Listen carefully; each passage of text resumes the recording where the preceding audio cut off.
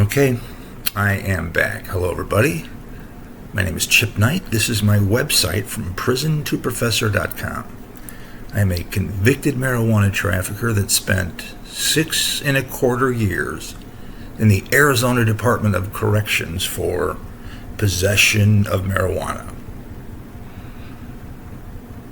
And today I want to talk about one of the famous cases, or should I rather say infamous cases, that made it to the Arizona Revised Statute. I believe these are a set of law books that have all of the precedent-setting cases from whatever state they happen to be in. And there was this guy who came into prison, the Arizona Department of Corrections, on a sentence of 5 soft. So what does 5 soft mean? And I think it's pretty much the same from state to state.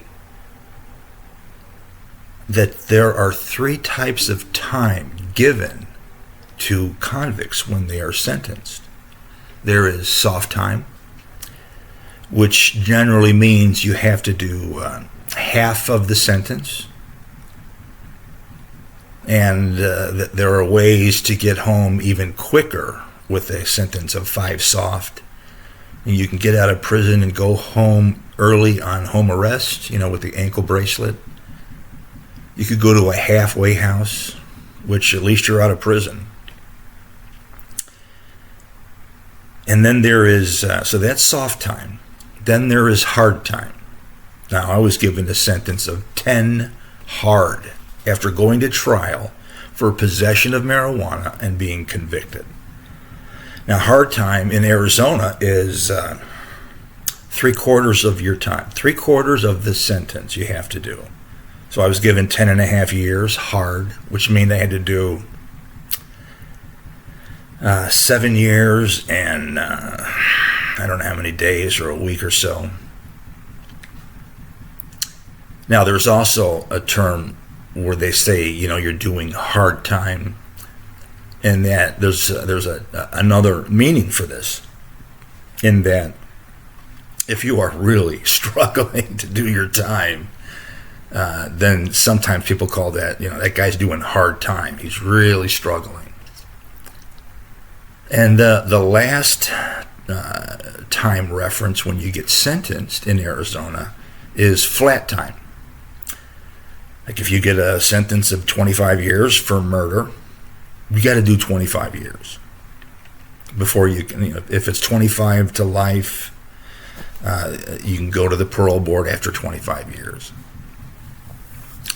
So this guy came into the prison sentence, and he was on a sentence of 5 soft. And I don't recall exactly what his crime was. If it was, drugs, or if he was stealing cars. But it was something, pretty typical. And a sentence of 5 soft, pretty typical. So he came to prison. And he had a real problem adjusting to prison. Now, he had some psychological issues that, that when he got to prison, the psychological issues just blossomed. And I saw something crazy when I first got to prison. There was one guy, I didn't know who he was. I saw what he was doing. This guy he would get about 50 yards or 30 yards away from the fence that kept us in prison. And he would go running at the fence as hard as he could and crash into it. And he would bounce off, fall on the ground. He would get up, walk back another 30 yards, and run into that fence again. And the guards were just like letting this guy do it. He wasn't hurting anything. He certainly wasn't hurting the fence. And if he hurt himself, who the fuck cares?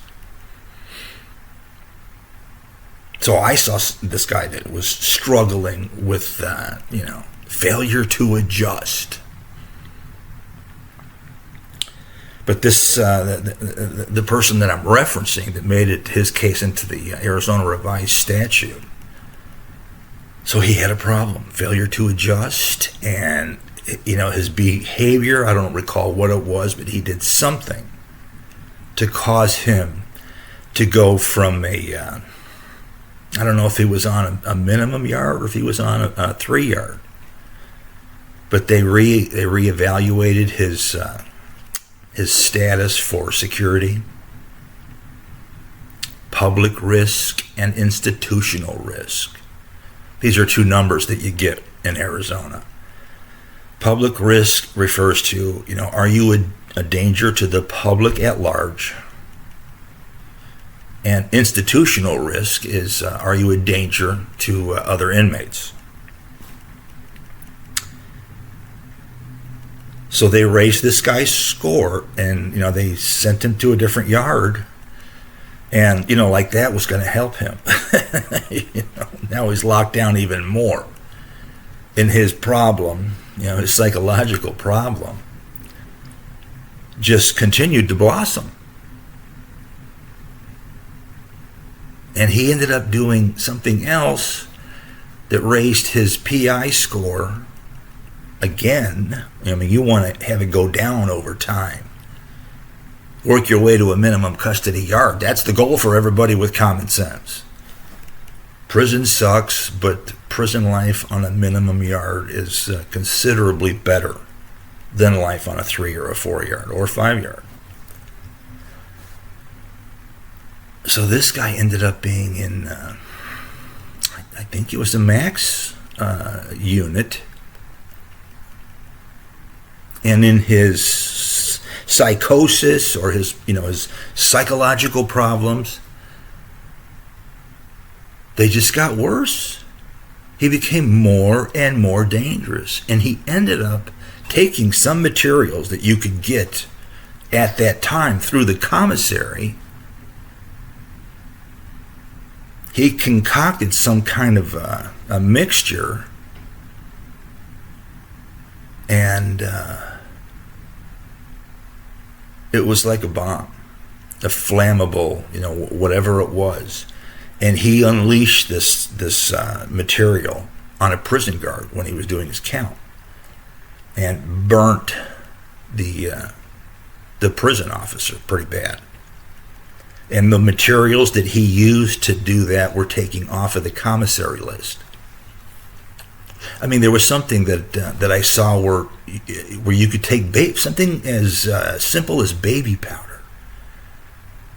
and if you squirt a big blast of this into the air, where it diffuses immediately, so all these particles of the baby powder making a cloud briefly before they fall to the ground, and if you were to produce a lighter and like that whole ball goes up in flames. Too sweet. So they no longer sold baby powder in the commissary. The guy ended up being indicted for what he had done, taken to trial, and convicted and sentenced to 25 to life. He came to prison on a sentence of 5 soft and ended up with a life sentence because of his failure to adjust. Now, this problem might have been able to be managed if they had just taken this guy to see the doctor and gotten on some psych meds. That may have made everything fine.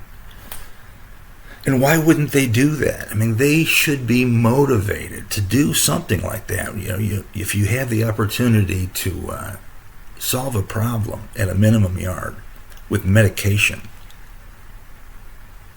doesn't it make more sense to do that than it does to give this guy a life sentence and have him spend the next 25 years on a supermax unit, where he's just going to get worse and worse and worse? Like my very first day working as a porter at the supermax unit in Florence, my very first day, all of our work was done. We were waiting. We were sitting at there was a bench we would sit at waiting for the prison bus to come and get us from Supermax unit to take us back to North Unit, the minimum yard me and my coworker were on. So we're waiting for the prison bus or the prison van or whatever it was. And at this time, there was a shift change. There were prison guards coming off of the Supermax unit. We never made it onto the unit. We worked where the secretaries worked, doing the garbage cans, cleaning the bathrooms. So there was a group, I think that was 3 guards coming off of the unit, and then there were 3 guards, going on. They would pass. They would pass one another. And of the 3 guards coming off the unit, one of them was a girl. And she had, looked like someone had sprayed some water on her or whatever. And what had actually happened was,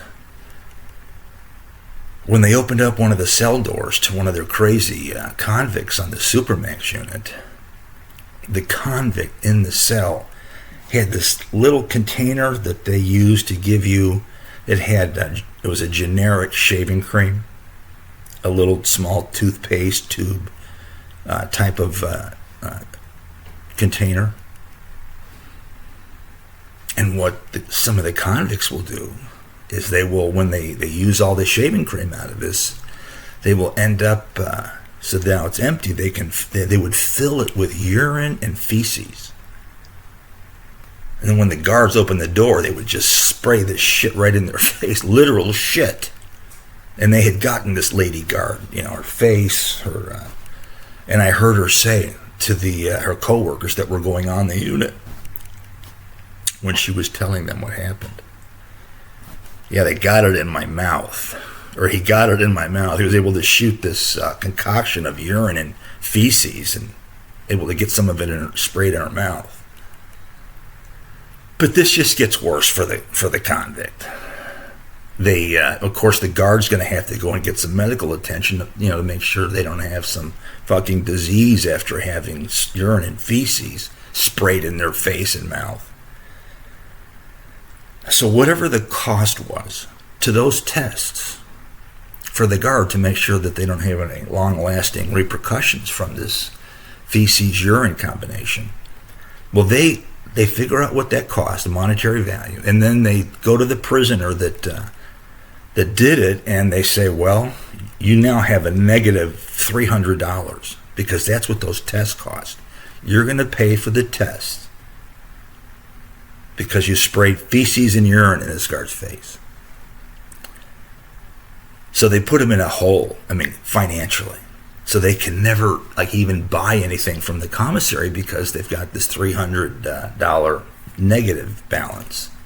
Any money that goes on there, the first $300 gets taken for the prison system to reimburse them for their charges.